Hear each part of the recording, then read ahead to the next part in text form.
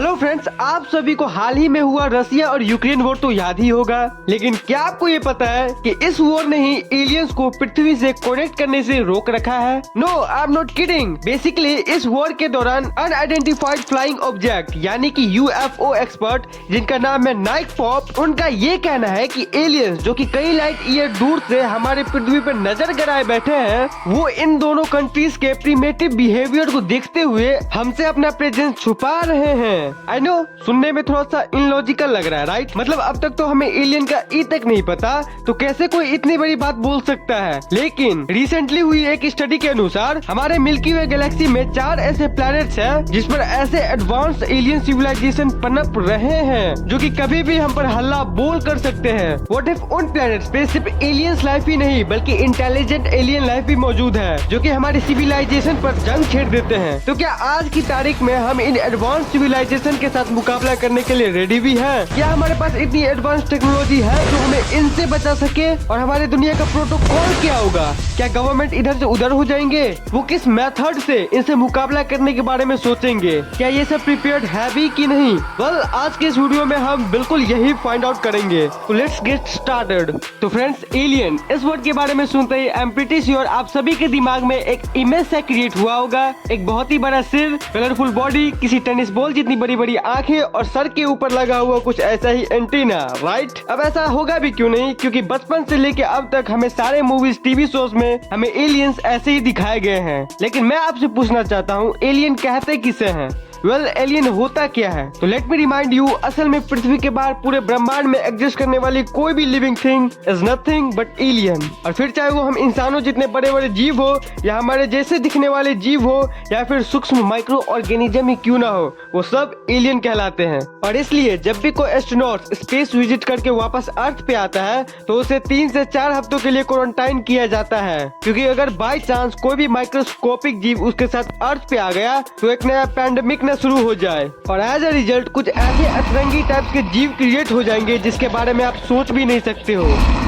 लेकिन let's see, क्या हो अगर रियल लाइफ में पृथ्वी से बहुत दूर किसी दूसरे प्लेनेट पे रह रहे एलियंस अगर हम पृथ्वीवासी पे अटैक करने के बारे में सोचे तो क्या होगा? तो don't worry, we have a plan for that. Plan काफी सिंपल है लेकिन काफी ज्यादा रिस्क इन्वॉल्व है, and as a same goal, take the risk and lose the chance for winning. और इसलिए हम लोग ऐसे सिचुएशन में एक ऐसे प्लान को इम्प्लीमेंट करेंगे जो हमने हमारे हिस्ट्री से सीखा हुआ है। So if you don't have the tech of fight event then just fight dirty. और काइंड ऑफ हमें कुछ ऐसा ही करना होगा। फाइट का सबसे फर्स्ट स्टेप होगा use space debris. You see, space debris यानी कि बेसिकली नॉन कमीशन सैटेलाइट और रॉकेट लॉन्च से निकले छोटे छोटे मेटल के टुकड़े। अब इन ऑब्जेक्ट्स का मास भले ही कम हो लेकिन अर्थ के अराउंड रिवॉल्व करते करते इनकी स्पीड साउंड की स्पीड से भी कई गुना ज्यादा होती है, which create a lot of kinetic energy. Essentially space debris में एक स्क्रू जितना छोटे से छोटे टुकड़े भी किसी टाइटेनियम से बनी स्पेस क्राफ्ट में भी होल करके उसे डिस्ट्रॉय कर सकता है। तो बस हमें अर्थ के अराउंड एक डिब्रीज से भरा हुआ एक प्रोटेक्शन लेयर बनाना है जो हम बना सकते हैं हमारे प्लैनेट्स के अराउंड घूम रहे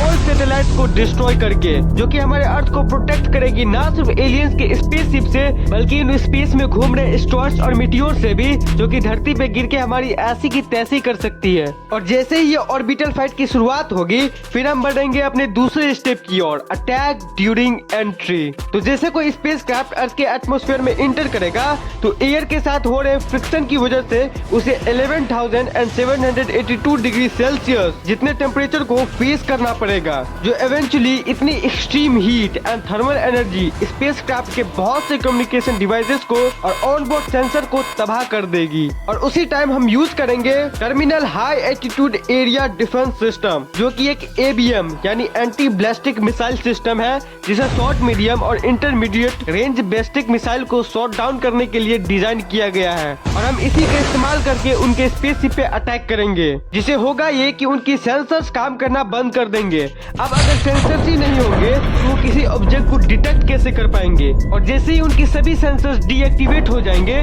फिर आएगी स्टेप 3 की बारी, न्यूक्लियर वॉर। इसमें हम यूज करेंगे गोरिल्ला वॉरफेयर, जो कि best of the best war tricks में से एक है। बेसिकली इसमें होता यह है कि अपनी एनिमी पर बिना उसकी जानकारी के आप हमला कर देते हो और उन्हें संभलने तक का मौका भी नहीं देते हो। मतलब पहले तो हमारी आर्मीज को 2 टुकड़ों में डिवाइड किया जाएगा। जब पहली वाली टुकड़ी टुकड़ी वॉर में हमला करेगी तब दूसरी वाली टुकड़ी छुपकर दुश्मन का इंतजार करेगी और जैसे ही एनिमी आर्मी इस वॉर में शामिल हो जाएगी तभी छुपी हुई फोर्स उस पर अटैक करने लगेगी और एलियन का डी एंड हो सकता है। पर एक मिनट, प्लान सुनकर ज्यादा एक्साइटेड या खुश होने की जरूरत नहीं है, क्योंकि अब तक हमें तो ये पता ही नहीं है कि हमने जिसे खत्म करने के लिए ये जो प्लान बनाया है वो असल में दिखते कैसे हैं और उनकी जरूरतें क्या है। क्या पता हम जो न्यूक्लियर वेपन यूज करने का प्लान कर रहे हैं उनका बायोलॉजिकल स्ट्रक्चर ही कुछ ऐसा है कि वो सभी उन्हें तबाह करने के जगह उन्हें और भी ज्यादा पावरफुल बना रहे हैं।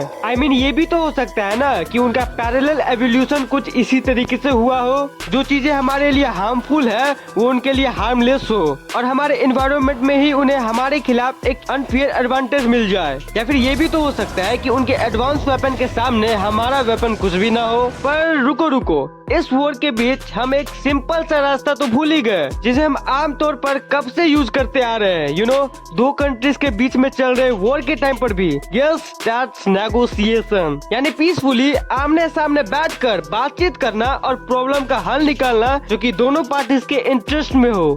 बट ये कोई रियल प्लान नहीं है, क्योंकि अब तक किसी भी देश के गवर्नमेंट ने एलियन इन्वेजन के लिए कोई भी प्रोटोकॉल्स नहीं बनाया है और नेगोशिएशन के पैरामीटर्स भी सेट नहीं किए हैं। पर उनके बेसिक प्रोटोकॉल्स क्या होंगे उसे हम प्रेडिक्ट कर ही सकते हैं। तो पहला ऑब्वियसली होगा लॉकडाउन, जिसके साथ डील कैसे करना है ये तो हम पिछले 2 सालों में अच्छे तरीके से सीख ही गए हैं। और अगर सिचुएशन और भी ज्यादा खराब होते हुए नजर आ रही होगी तो दूसरा इम्पोर्टेंट ऑप्शन हो जाएगा कोल्ड वॉर द्वारा बनाए गए बड़े बड़े बंकर्स, जिसमें लाखों लोगों को आराम से छिपाया जा सके। पर देखा जाए तो ये सब की कोई शायद जरूरत ही ना पड़े, क्योंकि ऐसे लास्ट मोमेंट तक प्रॉब्लम को इतना बढ़ने नहीं दिया जा सकता है, राइट? क्योंकि डिस्ट्रैक्शन बहुत ही ज्यादा होगा and that is why we have SETI, जो कई लाइट ईयर दूर से आ रहे एलियन सिग्नल को डिटेक्ट करके हमें पहले ही सावधान कर देता है। अब SETI क्या है और ये कैसे काम करता है, अगर आपको ये सब जानना हो तो सुनो। SETI यानी search for extra terrestrial intelligence, जिसका खुद का एक रेडियो टेलीस्कोप है, एलन टेलीस्कोप एरे, जिसे 2007 में लॉन्च किया गया था।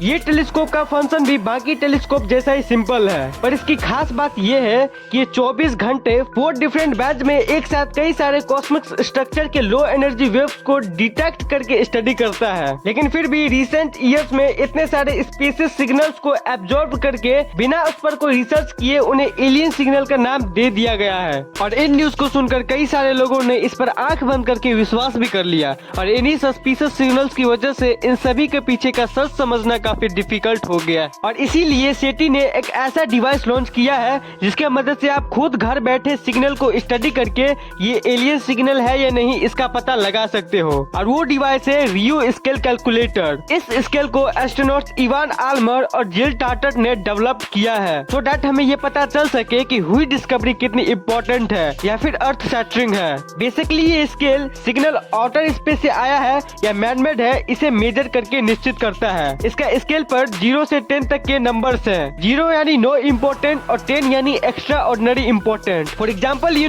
बीच में एक न्यूज वायरल हुई थी कि मार्स के सरफेस पे एक फेशियल स्ट्रक्चर दिखाई दिया है और जैसे ही ये न्यूज बिना किसी स्टडी किए वायरल हो गई सभी लोग उस पे आंख बंद करके भरोसा कर लिया। पर जब इसे फर्स्ट स्टेज पे स्टडी किया गया तब इसका रियो स्केल सिर्फ 2 था और फर्दर स्टडी के बाद वो 0 हो गया, क्योंकि रियलिटी में ऐसा कोई स्ट्रक्चर वहाँ पर था ही नहीं। वेल ये तो ऐसे ही बात हो गई कि हम स्काई में क्लाउड्स देख रहे हैं और कंटिन्यूअसली उसे देखने के बाद हमें उसमें अलग अलग यूनिक स्ट्रक्चर दिखाई दे रहे हैं, लेकिन रियलिटी में वो स्ट्रक्चर तो वहाँ होते ही नहीं है। This is nothing but a visual illusion. Well जो हम सभी जानते हैं कि हमारे सेंसर जो कुछ भी देखती है या फील करती है वो सब हमारा ब्रेन इंटरप्रेट करता है, लेकिन कभी कभी उसके द्वारा किया गया इंटरप्रिटेशन गलत साबित हो जाता है और हमें अजीब चीजें दिखाई देने लगती है, ये एक्सपीरियंस करने को मिलती है, जिसे ऑप्टिकल इल्यूजन कहते हैं। वेल अगर आपको ऑप्टिकल इल्यूजन के बारे में और ज्यादा जानना हो या फिर इसका एक्सपीरियंस लेना हो तो मैंने इस पे 2 वीडियोस ऑलरेडी बना रखी है। एक ये है पार्ट 1 और ये है ऑप्टिकल इल्यूजन पार्ट 2। अगर आपको देखनी हो तो ऊपर आई बटन पे क्लिक करके आप देख सकते हो। अब इन सारे इमेजेस को देख लो, इसमें ऐसा नहीं लग रहा है कि कोई बैठा हुआ है, या फिर इसे देखो, इसमें तो पूरा इजिप्ट का पिरामिड ही दिख रहा है। ये सभी एग्जांपल्स है पैराडोलिया के, इसमें इंसान किसी भी नॉन लिविंग ऑब्जेक्ट में पैटर्न ढूंढने की कोशिश करता है। लेकिन एक मिनट, यहाँ पे सोचने वाली बात यह है कि क्या सच में भारी स्पेस में मौजूद एलियंस हम पर हमला ही करेंगे? ऐसा भी तो हो सकता है ना कि वो हमसे कोई मुकाबला करने के बजाय दोस्ती का हाथ बढ़ाना चाहते हो।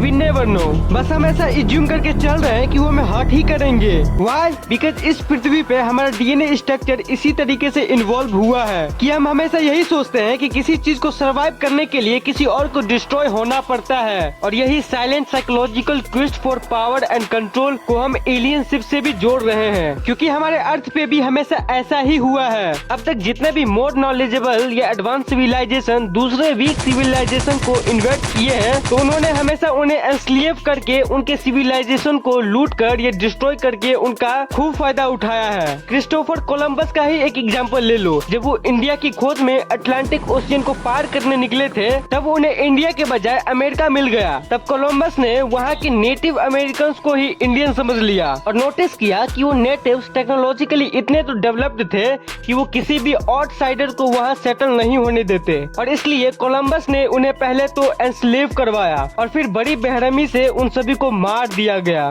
लेकिन वक्त के साथ साथ इंसानों की सोच भी बदली। इनफैक्ट आज की तारीख में दुनिया में शायद ही कोई ऐसा इंसान होगा जो जानबूझकर किसी और का बुरा चाहेगा। So that's genetically and as a result हम साइकोलॉजिकली ज्यादा अल्ट्रस्ट होने लगे। But now what? अगर वो एलियन सिविलाइजेशन हम जैसी सोच ना रखते हो, I mean, हो सकता है कि हम उन पर हमला करें उससे पहले ही वो हम पे हमला कर दे, तब क्या होगा? वेल, लोगों का यही रिएक्शन टेस्ट करने के लिए 1930s में यूएस में जब एक रेडियो शो पर एलियन अटैक की फेक न्यूज वायरल हुई थी, तब पूरे यूएस में अफरा तफरी मच गई थी।